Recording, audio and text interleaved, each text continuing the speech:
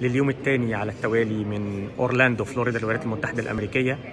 مكتبي بيحضر المؤتمر الدولي للمحامين. المؤتمر بيحضره محامين بيشتغلوا على المستوى الدولي من جميع أنحاء العالم، بيعقد مرة واحدة كل سنة على مستوى العالم كله. مكتبي كان مشترك في أحد الندوات الرئيسية. تكلمنا عن أحدث تعديل في القانون المصري اللي بيمنح الأجانب حق الإقامة في مصر لغير غرض السياحة، من حقهم يقعدوا 5 سنين أو 3 سنين أو سنة.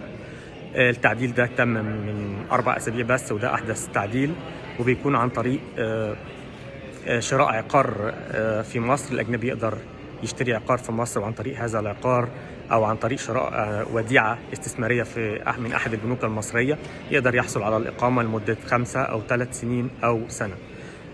أيضا الموضوع الثاني اللي تم مناقشته القانون المتعلق بمنح الأجانب الجنسية المصرية والشروط والضوابط الخاصة بهذا القانون. كان معاكم جوزيف جرجس، مستشار القوانين المصرية المعتمد من المحاكم الأمريكية. مكتبي في أمريكا وفي القاهرة في مصر.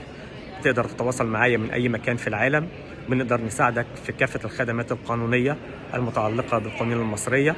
عايز تعمل عقود، توكيلات، تأسس شركة في مصر، ليك فرع في دولة أجنبية أو شركة رئيسية في دولة أجنبية عايز تفتح لها فرع في مصر، أيضا بنقدر نساعدك في جميع الإجراءات. شكرا. جوزيف فاي.